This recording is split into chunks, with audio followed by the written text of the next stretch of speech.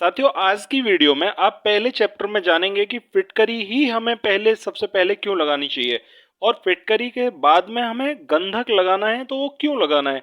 गंधक के बाद आप जस्ते की कमी को पूरा करने के लिए अपने खेत में जो भी साल्ट डालेंगे वो साल्ट हमें तीसरे नंबर पर ही क्यों डालना चाहिए, और यदि हमारे खेत में फिटकरी काम नहीं कर रही है तो हमें क्या साल्ट डालने चाहिए, जिप्सम का प्रयोग हमें कितनी मात्रा में कैसे करना है जिससे हमें अच्छे रिजल्ट मिल सकें, और सरसों की खली हमारे खेत में क्या काम करेगी।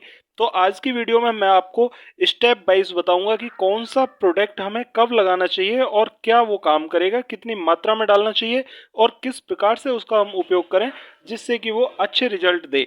तो साथियों, इस वीडियो में मुख्यतः फोकस किया गया है उन फसलों पर जिनकी बुवाई से पहले हम खेत की तैयारियां करते हैं, क्योंकि अब गेहूं की कटाई के बाद में सभी खेतों में लगभग हर नई फसल से पहले खेत की तैयारियां करी जाएंगी, और उनमें इन तत्वों का इस प्रकार से यदि इस्तेमाल किया जाता है तो कम लागत में आप जरूर ज्यादा उत्पादन ले पाएंगे। साथियों, अपने खेत की तैयारी में लगभग 20 से 25 दिन पहले हमें फिटकरी सबसे पहले लगाना चाहिए। फिटकरी हमें सबसे पहले इसलिए लगाना चाहिए क्योंकि अगर हमारे खेत का पीएच 5.5 से 7.2 के ऊपर जा रहा है तो हमारी मिट्टी क्षारीय होती है, और इस क्षारीयता को कम करने में फिटकरी सबसे मुख्य रोल प्ले करती है। और यदि हमारी मिट्टी की क्षारीयता बनी रहती है तो हम कोई भी साल्ट यदि पहले लगा देते हैं तो उसका रिजल्ट हमें देखने को नहीं मिलता। इसलिए हमें फिटकरी को सबसे पहले लगाना चाहिए, ताकि अगर मिट्टी में क्षारीयता है तो उसका पीएच 10 दिन के अंदर अंदर वो बीच में आ जाता है, 5.5 से 7.5 के बीच में वो ले आती है। और ये पीएच आने के बाद में हमारे जितने भी तत्व खेत में लगाए जाते हैं उनके रिजल्ट हमें देखने को जबरदस्त देखने को मिलते हैं। तो साथियों, सबसे पहले हमें फिटकरी की मात्रा इसलिए डालनी चाहिए ताकि वो हमारे पीएच को बैलेंस कर दे, और नए जो प्रोडक्ट या नए तत्व जो खेत में लगाए जाएं उनके रिजल्ट हमें जबरदस्त देखने को मिले। और वो जो फिटकरी को हमें सबसे पहले इसलिए भी लगाना चाहिए कि फसल की कटाई के बाद में खेत में रोग प्रतिरोधक क्षमता कम हो जाती है, और फिटकरी उस रोग प्रतिरोधक क्षमता को मेंटेन करने में बहुत बड़ा रोल प्ले करती है, क्योंकि ये एंटीसेप्टिक है, एंटी फंगल है, एंटी बैक्टीरियल है। कोई बैक्टीरिया हो उसको भी कंट्रोल करने का काम करती है, कोई फंगस है उसे भी कंट्रोल करने का काम करती है। तो इसलिए हमें सबसे पहले फिटकरी डाल देना चाहिए, उसके बाद में ही हमें दूसरे तत्व लगाने चाहिए। साथियों, सभी तत्वों की मात्रा, लगाने के तरीके और समय के बारे में सारी डिटेल वीडियो के लास्ट में दी गई है, वहां पर आप देख सकते हैं। अब बात कर लेते हैं गंधक की। दूसरा तत्व हमें गंधक लगाना चाहिए फिटकरी लगाने के जस्ट बाद में, क्योंकि फिटकरी 10 दिन में हमारे खेत में एल्युमिनियम के जितने भी तत्व होते हैं वो प्रॉपर काम कर देते हैं, और एल्युमिनियम से हमारा पीएच बैलेंस हो जाता है सबसे पहले। फिर हमें गंधक लगाना चाहिए। गंधक हमारा लगभग 25 से 30 दिन ले लेता है हमारे खेत में सल्फर के तत्वों को प्रॉपर तरीके से खेत को अवेलेबल कराने में। इसलिए हमें दूसरे नंबर पर गंधक का इस्तेमाल करना चाहिए। साथियों, अगर आप फिटकरी के बाद में गंधक लगाते हैं तो गंधक में आप आधी आधी डोज 2 बार में लगाएं। पहली डोज को आप 20 से 25 दिन पहले लगा दें, जिससे कि वो मिट्टी के ओपन रंध्रों में फैल जाए और पौधे को पूरे सल्फर के तत्व दे पाए। साथियों, अगर आप आधी डोज पहले लगा देते हैं और आधी बाद में लगाते हैं तो आधी बाद में आपको तब लगानी चाहिए जब फूल और फली बनने वाली हो। उस स्टेज में यदि आप लगाते हैं तो यहाँ पर तेल वर्गीय फसलों में तेल की मात्रा को बढ़ाने का काम करती है, चमक बढ़ाती है फसल में। और यहाँ पर यदि आप दालों की बुवाई कर रहे हैं तो ये प्रोटीन की मात्रा बढ़ाने का काम करती है, और यदि अनाज वर्गीय फसलें हैं तो उनमें चमक बढ़ाने के साथ साथ ये वजन बढ़ाने का काम भी करती है। तो साथियों, सल्फर के बहुत तत्व, बहुत महत्व हैं, और आप इसे फिटकरी के बाद में दूसरे सबसे महत्वपूर्ण खाद के रूप में लगाएं। ये चौथे नंबर का सबसे अच्छा खाद होता है। साथियों, अब बात कर लेते हैं जस्ते की कमी की। अगर खेत में आपके जस्ते की कमी है, जस्ता मतलब जिंक सल्फेट की कमी है, तो उसकी पूर्ति के लिए आपको जिंक सल्फेट डालना होगा। जिंक सल्फेट भूमि के सुधार के मामले में बहुत जबरदस्त प्रोडक्ट है, और आप जिंक सल्फेट को किसी भी समय अपनी बुवाई से 10 दिन पहले लगाएंगे तो आपके खेत में जबरदस्त रिजल्ट देखने को मिलेंगे। और ये जिंक की पूर्ति करने में मात्र 10 दिन का समय लेता है। और इसमें सबसे मुख्य बात क्या होती है कि ये बंजर भूमि में भी जल धारण करने की क्षमता को बढ़ा देता है, मिट्टी को भुरभुरा करने का काम करता है और मिट्टी को उपजाऊ बनाने का काम करता है। साथियों, धान या गन्ने की किसी भी फसल में आप जब भी आप जिंक सल्फेट लगाते हैं तो ये दानों को भरने के साथ साथ, वजन बढ़ाने के साथ साथ, ये अपनी फसल के उत्पादन को बढ़ाने में भी सक्षम होता है। दलहनी फसलों में ये प्रोटीन की मात्रा बढ़ा देता है।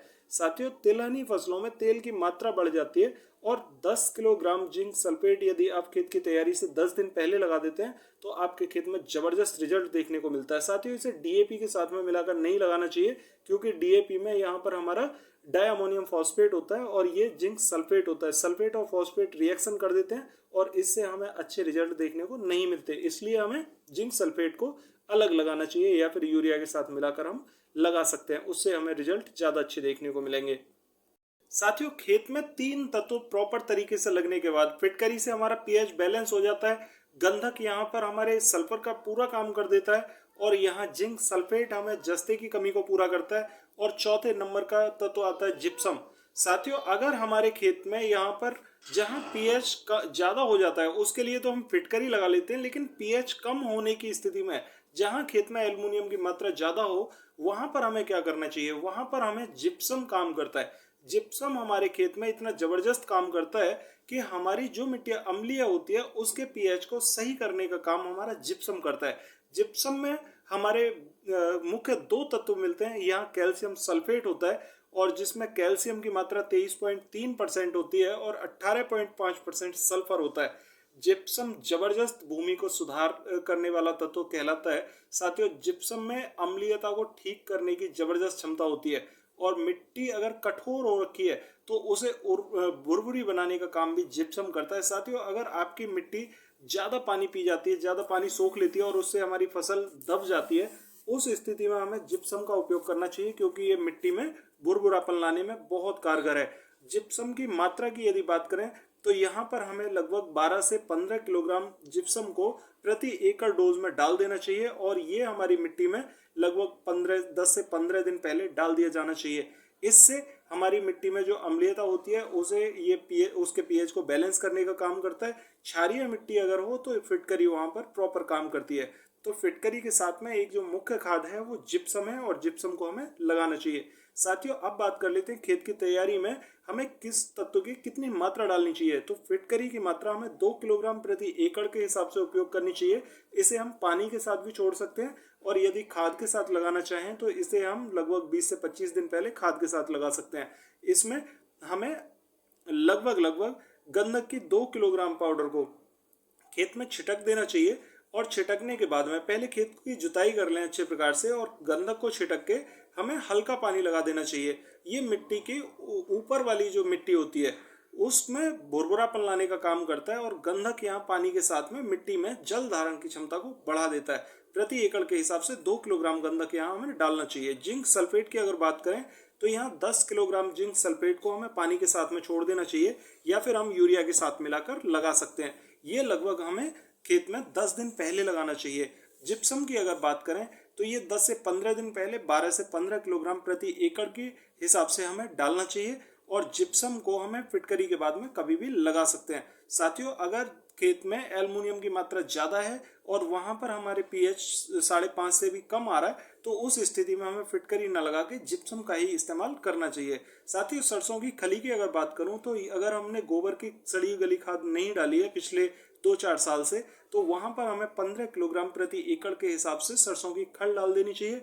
ये हमारे लिए बहुत उपयोगी साबित होती है। और अगर सरसों की खली के साथ में हम 2 किलोग्राम गुड़ मिलाकर डाल देते हैं तो वो हमारे जितने भी जीवाणु होते हैं जो फसलों के लिए अच्छे होते हैं उनमें मल्टीप्लायर का काम करता है। और गुड़ अगर सरसों की खली के साथ मिल जाता है तो वो हमें लास्ट तक बहुत ज़बरदस्त रिजल्ट देता है। अगर हम इसे पानी के साथ मिलाकर लगाना चाहें तो 2 किलोग्राम सरसों की खली को लगभग 20 से 25 लीटर पानी के साथ मिलाकर हमें घोल बनाकर अपने खेत में डाल दें। फसल की बुवाई के समय पर इसका तरीका दूसरा है। उसके लिए हमें लगभग 2 किलोग्राम खली को 10 गुने पानी में फुलाना होगा और 10 गुने पानी में फुलाने के बाद उसके भी 10 गुने पानी में मिलाकर स्प्रे करना होगा। उससे रिजल्ट ज़्यादा अच्छे देखने को मिलेंगे।